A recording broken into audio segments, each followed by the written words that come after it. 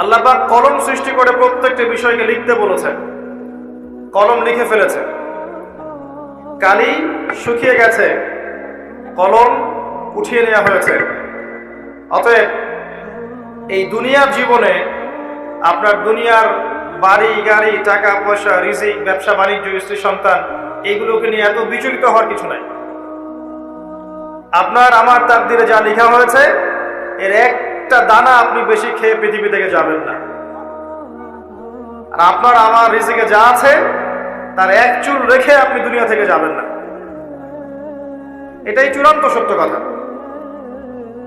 আপনি ঘুষ খান আর সুদ খান আর দুর্নীতি করেন আর মানুষের সম্পদ আত্মসাৎই করেন না কেন, যতটুকু লেখা আছে আপনার তাকদিরে এর বেশি আপনি কিচ্ছু পাবেন না। আর আপনি হালালে থাকার জন্য যতই কষ্ট করেন, হালালে আছেন, সবজি বিক্রি করে খাচ্ছেন, আপনি ছোটখাটো ব্যবসা করছেন, মানুষ আপনাকে দাম দেয় না, আন্ডারএস্টিমেট করে, গরিব বলে, ফকির মিসকিন বলে, কিন্তু আপনার তাকদিরে যা আছে আপনি সেটাই পাবেন, এর বেশি আপনি কিচ্ছু পাবেন। হুয়াল আউয়াল ওয়াল আখির, আল্লাহ পাক প্রথম এবং আল্লাহই শেষ। কুল্লু মান আলাইহা ফান ওয়া ইয়াবকা ওয়াজহু রাব্বিকা যুল জালালি ওয়াল ইকরাম। প্রত্যেকটা বিষয় ফানা হয়ে যাবে, কিচ্ছু থাকবে না। এখন আপনি পৃথিবীতে যা দেখছেন এগুলোর কিছুই থাকবে না। প্রত্যেক মানুষ, প্রত্যেকটা জিন, প্রত্যেক উদ্ভিদ, প্রত্যেক এই প্রাণী, আকাশ, মহাবিশ্ব সবাই শেষ হয়ে যাবে, কিচ্ছু থাকবে না। এই বিষয়টা আগে ভালো করে হজম করতে হবে যে আমরা এখানে থাকতে আসিনি, আমরা এই দুনিয়ায় থাকতে আসিনি, আমরা এখানে এসেছি চলে যেতে। যার মনের মধ্যে এই কনসেপ্ট থাকে সে কখনো আল্লাহ পাকের বিদ্রোহী হতে পারে না, সে কখনো আল্লাহ দ্রোহিতা করতে পারে না, কুফরি করতে পারে না, শিরক করতে পারে না, আল্লাহর অবাধ্য হতে পারে না। যার মনের মধ্যে এই চিন্তা বদ্ধমূল যে আমি এখানে থাকতে আসিনি, আমি এখানে মুসাফিরের মতো এসেছি, গাছের ছায়ায় বিশ্রাম নিচ্ছি, বিশ্রাম নিয়ে শেষ হবে চলে যাব। যারাই আল্লাহ দ্রোহিতায় লিপ্ত হচ্ছে, শিরিক করছে, বেদাত করছে, হারাম খাচ্ছে, ঘুষ খাচ্ছে, সুদ খাচ্ছে, জেনা করছে, আল্লাহ দ্রোহিতা করছে, আল্লাহর বিধানকে অস্বীকার করছে, তারা ইনডাইরেক্টলি ধরে নিয়েছে যে তারা মনে হয় পৃথিবীতে চিরকাল থাকবে। কারণ যদি কিয়ামতের মাঠের কথা তাদের স্মরণ থাকতো, তারা কখনো এই কাজগুলো করতে পারতো না, পারতো? এবার আসেন, আল্লাহ পাক কলম সৃষ্টি করে তাকদীর লিখেছেন। অতএব তাকদীর নিয়ে প্রিয় ভাইয়েরা বিচলিত হবেন না। আপনার তাকদীরে যা আছে আপনি পাবেন, যা নাই কোশ্চিন কালেও পাবেন না, ফুল স্টপ।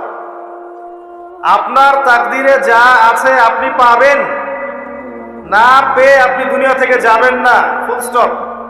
আর আপনার তাকদীরে যা নাই সারা দুনিয়ার মানুষ মিলে আপনাকে দিতে পারবে না, এই চিন্তাটা আগে মাথার মধ্যে সেট করেন। এই চিন্তা যার মধ্যে ইনস্টল করা আছে সে আত্মহত্যা করে না কখনো, সে হতাশ হয় না কখনো, সে ভয় পায় না, আল্লাহর পথে চলতে গিয়ে পিছু পা হয় না, সে জালেমের সামনে মাথা নত করে না।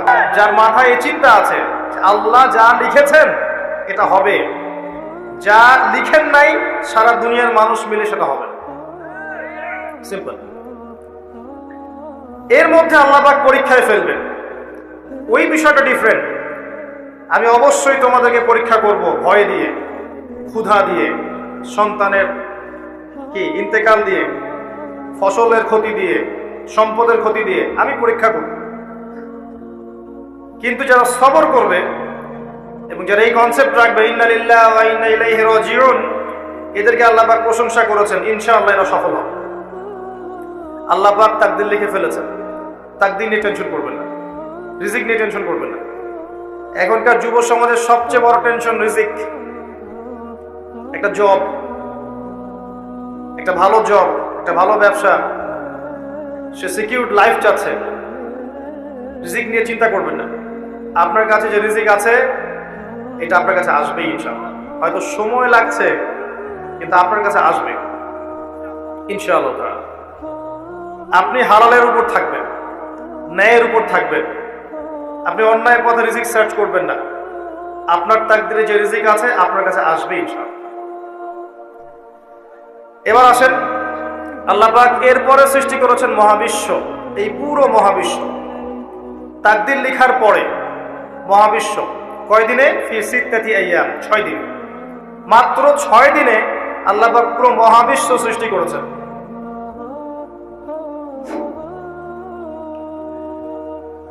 হুয়াল্লাযী খালাকাস সামাওয়াতি ওয়াল আরদা ফি সিত্তাতি আইয়াম সুম্মা ইস্তাওয়া আলাল আরশ। সূরা হাদীদের মধ্যে আয়াত আছে, তিনি সে আল্লাহ যিনি এই মহাবিশ্ব সৃষ্টি করেছেন 6 দিনে, এরপরে আরশের উপর সমাসীন হয়েছেন। আল্লাহ পাক এর একদিন আমাদের একদিনের মতো নয়, বরং কিয়ামতের মাঠে যেদিন আমরা দাঁড়িয়ে থাকব, এই দিনটা হবে আল্লাহর হিসেবে 50,000 বছরের সমান। মানুষ অস্থির হয়ে থাকবে, বিচার শুরু হচ্ছে না কেন। অপেক্ষা করা কাজটা খুব যন্ত্রণাদায়ক, তাই না? কারোর জন্য অপেক্ষা করে আছেন, 1 ঘন্টা পর আসবে, এলো না, আপনি অস্থির হবেন। 2 ঘন্টা পরে এলো না, 10 ঘন্টা পরে এলো না, আপনি অস্থির হবেন, পায়চারি করবেন, বই পড়বেন, নাস্তা খাবেন, হাঁটাহাঁটি করবেন, আপনি ব্যাকুল হয়ে যাবেন। অপেক্ষা করা একটা ডিফিকাল্ট কাজ। কিয়ামতের মাঠে মানুষ 50,000 বছর অপেক্ষা করবে, বিচার শুরু হচ্ছে না কি জন্যে। সবাই গিয়ে ধন্না দিবে, প্রথমে আদম আলাইহিস সালাম, তারপরে নূহ আলাইহিস সালাম, ইব্রাহিম, মূসা, ঈসা আলাইহিমুস সালাম। আল্লাহর কাছে একটু সুপারিশ করেন, বিচার যেন শুরু হয় অ্যাটলিস্ট। কেউ কিচ্ছু করতে পারবে না, কারণ সবাই বলবে ইয়া নাফসি ইয়া নাফসি। দূর থেকে একজনের আওয়াজ আসবে, যিনি ইয়া নাফসি বলছেন না, যিনি বলছেন ইয়া উম্মতি ইয়া উম্মতি। সবাই তার কাছে যাবে এবং তিনি আমাদের নবী মুহাম্মদ রাসূলুল্লাহ সাল্লাল্লাহু আলাইহি ওয়াসাল্লাম সিজদায় পড়ে যাবেন এবং তার উম্মার জন্য সুপারিশ করবেন। উম্মার কবিরা গুনাহগার ব্যক্তিদেরকে সুপারিশ করে তিনি জান্নাতে নিয়ে যাবেন ইনশাআল্লাহ। আল্লাহ তাকে ওয়াদা করেছেন, হে নবী, তোমার উম্মতের কোনো ব্যক্তি যদি শিরিক না করে আমার সামনে উপস্থিত হয়, আমি তাকে মাফ করে দেব ইনশাআল্লাহ। হাদিসে কুদসির মধ্যেও আছে যে, হে আদম সন্তান, তুমি যদি দুনিয়ার সমান পাপ নিয়ে, আসমান জমিন সমান পাপ নিয়ে আমার সামনে দাঁড়াও, কিন্তু আমার সাথে কাউকে শরীক করনি, তাহলে আমি আল্লাহ তোমার সামনে আসমান জমিন সমান ক্ষমা নিয়ে উপস্থিত হব ইনশাআল্লাহ। শোনেন, 1000-999 জন মানুষ জাহান্নামে যাবে, প্রতি 1000-999 জন মানুষ জাহান্নামে যাবে। সহিহ বুখারীর হাদিস 4 বার এসেছে। এখানে ইকুয়েশনটা এমন না যে ম্যাথামেটিক্যালি ক্যালকুলেট করতে হবে, এমন নয়। এটা দিয়ে আধিক্য বোঝানো হচ্ছে, বেশিরভাগই জাহান্নামে যাবে। এই কথা আল্লাহ পাক কিন্তু সূরা আরাফের মধ্যেও বলেছেন, 180 নম্বর আয়াত, ওয়ালাকাদ যারানা লিজাহান্নামা কাসীরাম মিনাল জিন্নি ওয়াল ইনস। একই বিষয়, কোরআন হাদিস পরস্পর মিলে যায়। এখানে একটা বিষয় বুঝতে হবে, আল্লাহ পাক বলেছেন সূরা নিসার মধ্যে, ইন্নাল্লাহা লা ইয়াগফিরু আন ইউশরাকা বিহি ওয়া ইয়াগফিরু মা দুনা যালিকা লিমান ইয়াশা। আল্লাহ পাক তার সাথে শিরকের গুনাহ মাফ করবেন না, এছাড়া যে কোনো গুনাহ আল্লাহ পাক যাকে ইচ্ছা মাফ করতে পারেন। তার মানে যে বেশিরভাগ মানুষ জাহান্নামে যাচ্ছে, তাদের আমলনামায় কোন পাপ থাকতে পারে? কথা বোঝা যাচ্ছে কি? নিঃসন্দেহে তাদের আমলনামায় শিরকের পাপ থাকবে। এটা বুঝতে আপনাকে পিএইচডি করার দরকার নাই। আল্লাহ পাক শিরক ব্যতীত যে কোনো পাপ যাকে ইচ্ছা মাফ করতে পারে। তার মানে তারা জাহান্নামে যাচ্ছে বিকজ অফ শিরক। আমাদের মুসলিমরা এখন শিরক বোঝে না, অমুসলিমরা তো শিরক করেই। যেমন কেউ বলছে ওয়াকালাতিল ইয়াহুদ উযাইরুন ইবনুল্লাহ, ইহুদিরা বলছে উযাইর আল্লাহর সন্তান, নাউযুবিল্লাহ, শিরক। অথচ ওরাই এখন বিশ্বকে রুল করছে, তাই না? ওয়াকালাতিন নাসারা আল মাসীহ ইবনুল্লাহ, নাসারা বলছে যে ঈসা ইবনে মারইয়াম আল্লাহর সন্তান, তাই না? অথচ ওই সভ্যতাই এখন বিশ্বকে রুল করছে। যালিকা কাউলুহুম বিআফওয়াহিহিম, এটা ওদের মুখের কথা, এটা জাস্ট মুখের কথা। আবার অনেক সময় দেখা যায় যে আল্লাহকে বাদ দিয়ে আমরা মাধ্যম পূজাও করছি। অমুসলিমরা তো শিরিক করছেই, যারা মুসলিম তারা দেখবেন আল্লাহকে বাদ দিয়ে মাধ্যম পূজা শুরু করেছে, মাজারের পূজা করছে, কবরের পূজা করছে, মৃত ব্যক্তির ওসিলায় পার পাওয়ার চেষ্টা করছে। মুসলিম থেকে দেখবেন তাকদীরকে অস্বীকার করছে, আল্লাহর হালালকে হারাম করছে, আল্লাহর হারামকে হালাল করছে। মুসলিম থেকে দেখবেন যে হাতে একটা আংটি পড়েছেন, ভাই কি জন্য পড়েছেন? এই রোগ ভালো হবে আমার। গলায় একটা বালা ঝুলিয়েছে, কোমরে একটা মাদুলি, ভাই এগুলো কেন? এগুলোতে রোগ ভালো হবে। মুসলিমদের কথা বলছে, অমুসলিমদের কথা বাদ দেন। যারা বলছে আল্লাহর সন্তান আছে, ওদের কথা তো বলার দরকার নেই আমার, কারণ এগুলো স্পষ্ট শিরক। তবে এতটুকু বলি যে 25শে ডিসেম্বরে যারা বলেছে মেরি ক্রিসমাস, বলেছে না? 25শে ডিসেম্বর যারা বলেছে মেরি ক্রিসমাস মুসলিমদের মধ্যে, এরা স্বীকার করে নিয়েছে যে ওই দিন আল্লাহ রাব্বুল আলামিন ঈসা আলাইহিস সালামকে জন্ম দিয়েছেন। নাউযুবিল্লাহ, নাউযুবিল্লাহ। আর এটা এত বড় একটা কথা, এই কথা যদি আসমান জমিন আর পাহাড় শুনে রিয়্যাক্ট করতে পারতো, থরথর করে কেঁপে ভেঙে যেত। সূরা মারিয়ামের শেষের দিকে পড়ে দেখেন, وقالوا اتخذ الرحمن ولدا لقد جئتم شيئا إدا تكاد السماوات والأرض يتفطرن منه وتنشق الأرض وتخر الجبال هدا। পরের অর্থটা, আসমান জমিন পাহাড় যদি এই কথা শুনে রিয়্যাক্ট করতে পারতো, এরা চৌচির হয়ে যেত। এত বড় একটা কথা বলেছো তোমরা, ঈসা আলাইহিস সালামকে আল্লাহ পাক জন্ম দিয়েছেন। নাউযুবিল্লাহ।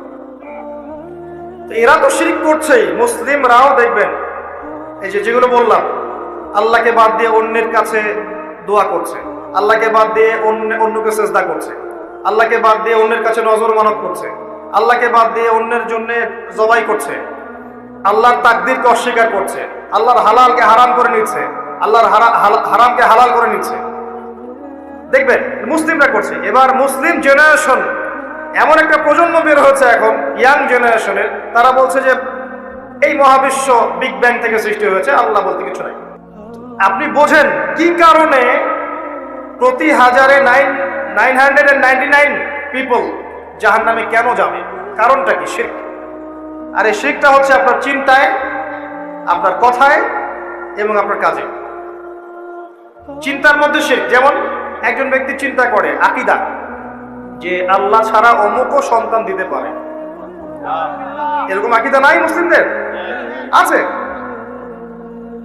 একজন বলছে আল্লাহ কল্যাণের মালিক আর শয়তান হচ্ছে অকল্যাণের মালিক।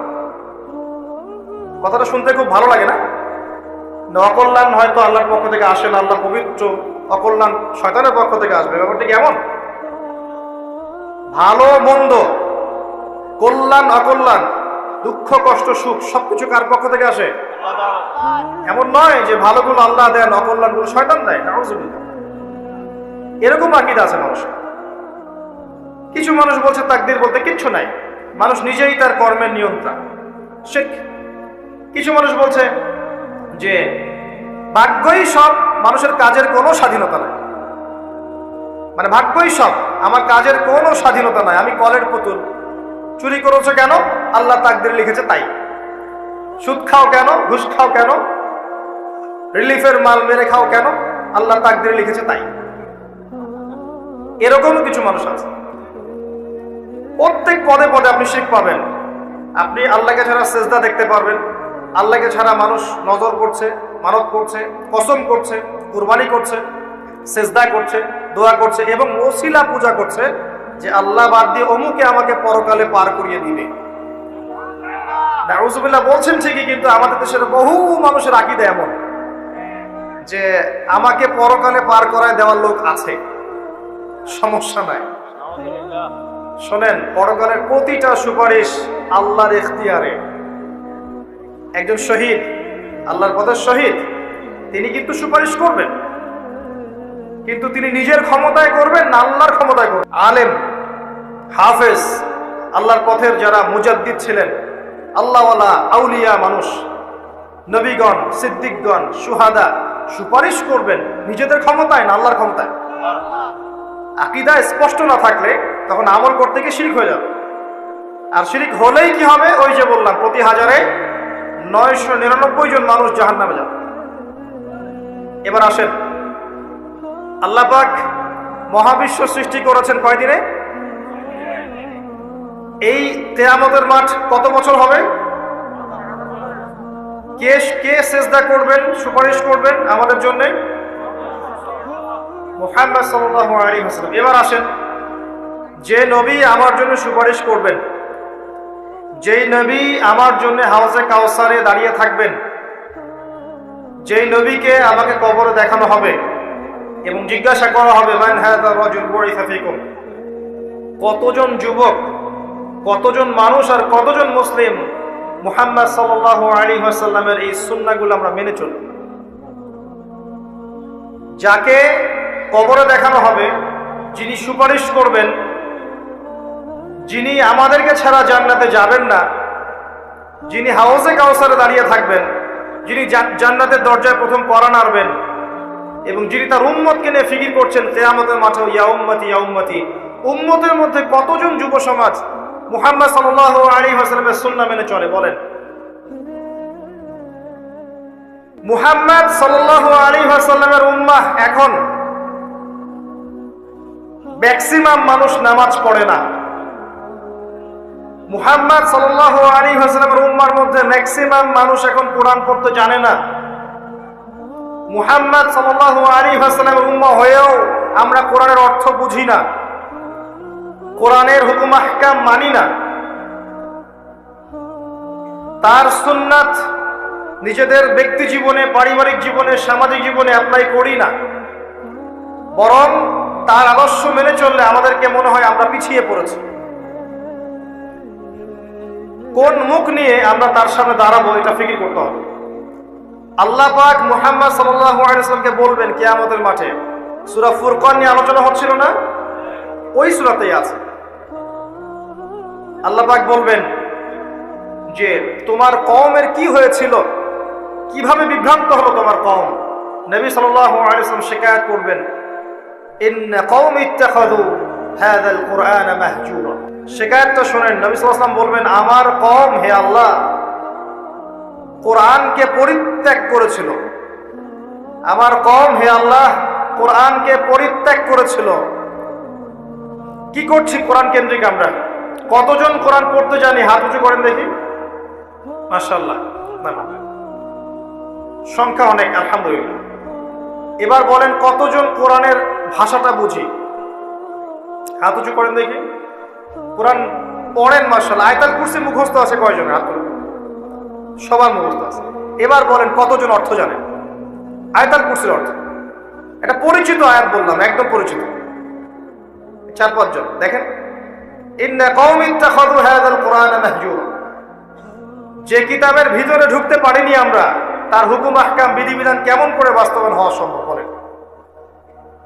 আল কোরআনের আলো যে ঘরে ঘরে জ্বালাতে চাই আমরা, প্রত্যেক ঘরের মানুষ যদি কোরআন না পড়ে, না বোঝে, কিভাবে জ্বলবে আমাকে বল?